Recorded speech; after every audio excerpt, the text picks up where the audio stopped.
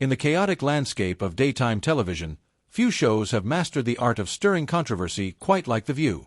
For years, its panel of outspoken hosts has delivered a daily dose of hot takes, ideological clashes, and unfiltered opinions, often with a side of questionable accuracy. The show thrives on its ability to provoke, whether through fiery debates or audacious claims, and its audience, part loyal fans, part hate watchers, tunes in for the spectacle.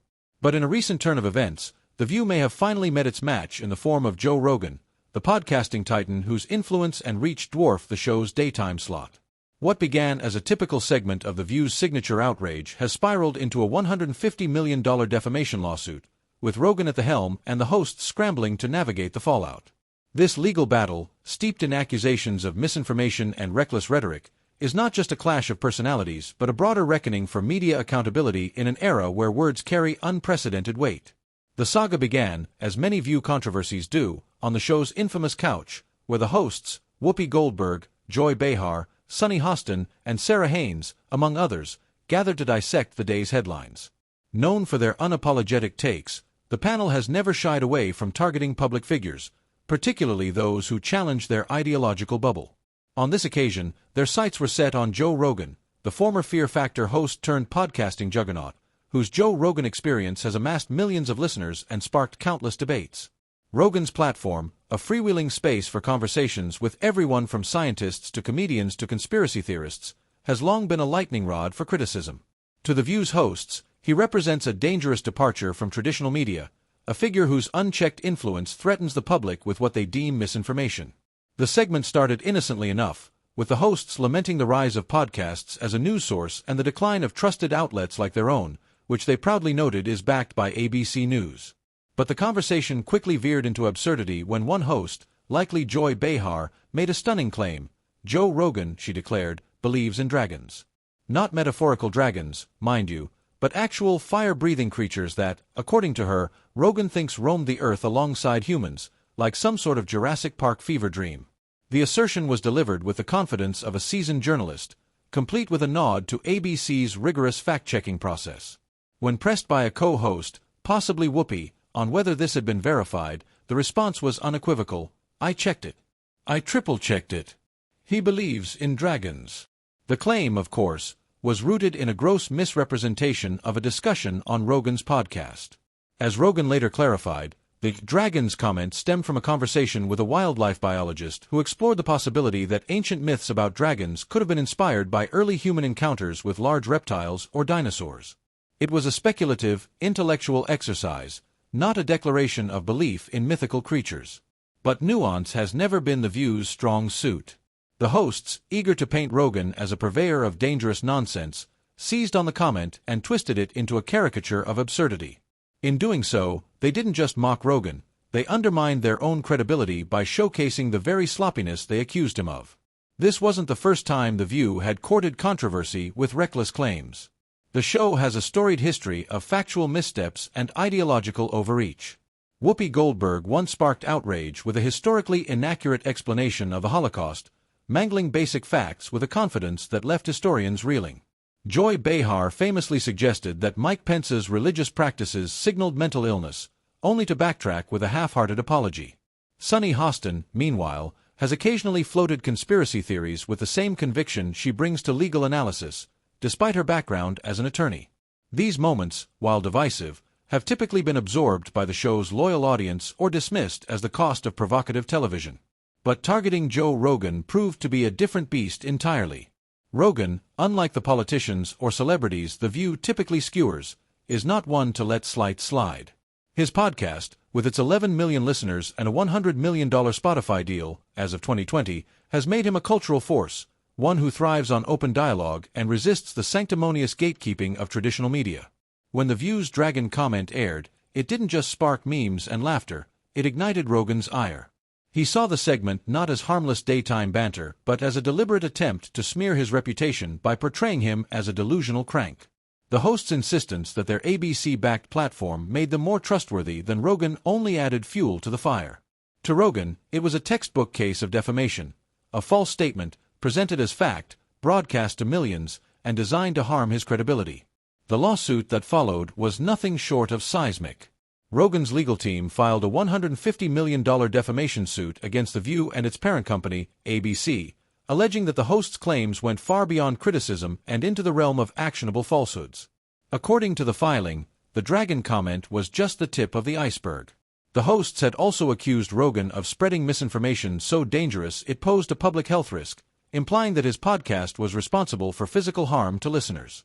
These were not offhand opinions but serious allegations, framed as undisputed truths and amplified by the show's national platform. For Rogan, who has weathered countless controversies over his podcast's eclectic guest list, this was a bridge too far.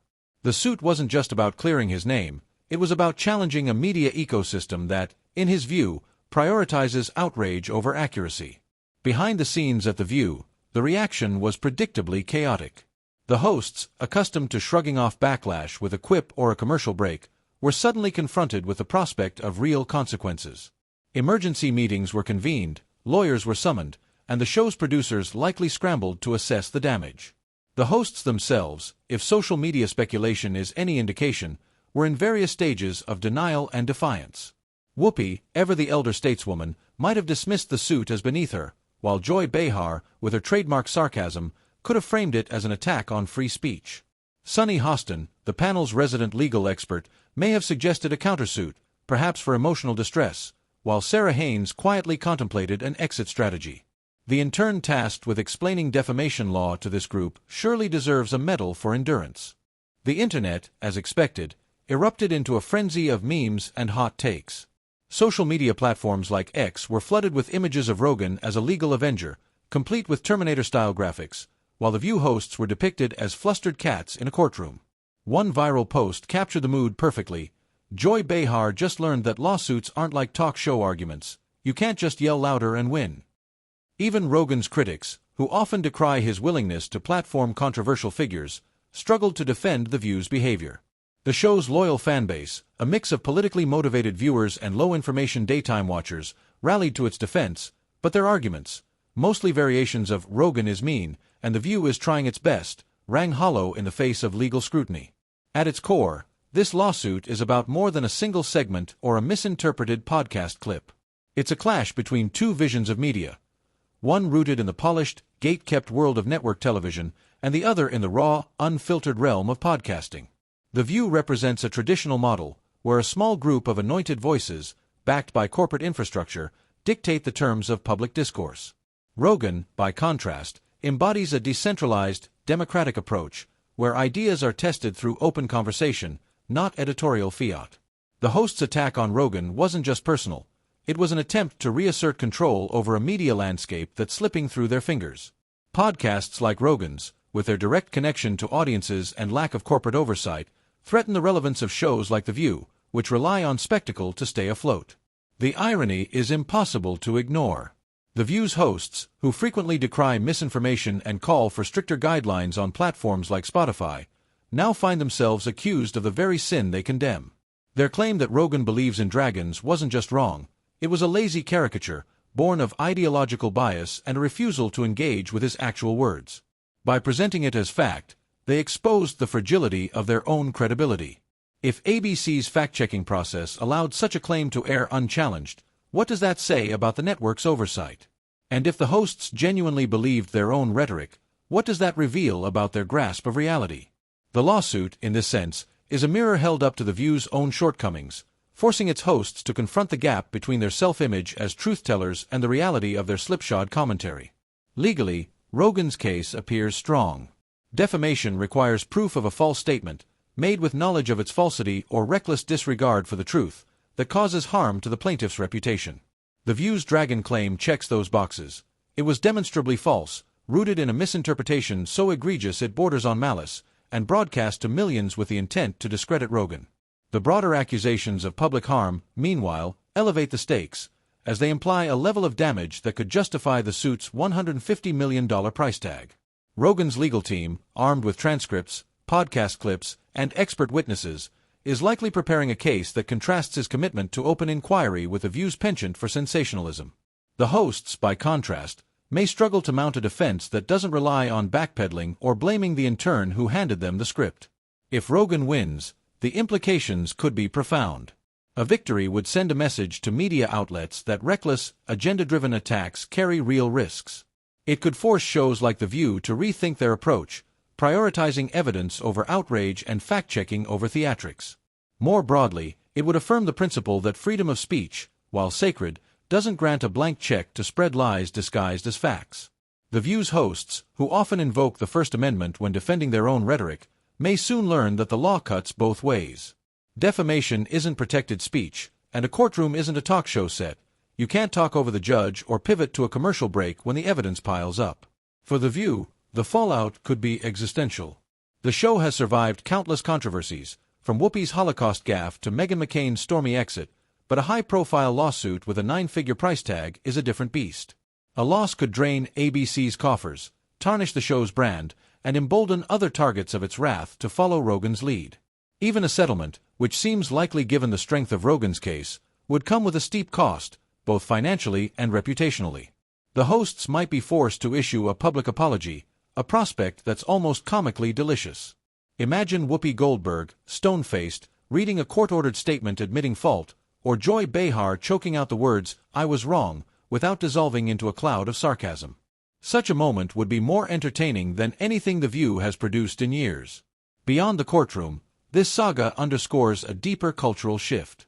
The rise of podcasts like Rogan's reflects a growing hunger for unfiltered, authentic conversations, free from the editorial gatekeeping of traditional media. Audiences, tired of being spoon-fed narratives, are gravitating toward platforms where ideas are debated openly, not shouted down by a panel of ideologues. The View, with its formulaic outrage and token conservative punching bag, feels increasingly like a relic of a bygone era. Its attacks on Rogan, framed as a defense of truth, come across as a desperate bid to cling to relevance in a world that's moved on. Rogan, for his part, isn't just fighting for himself. He's challenging a media culture that thrives on distortion and division, where clicks and ratings trump accuracy and nuance. His lawsuit is a line in the sand, a reminder that words have consequences, even when delivered from a shiny studio desk. Whether he wins or loses, he's already exposed The View's vulnerabilities, from its shaky grasp of facts to its over-reliance on ideological bluster.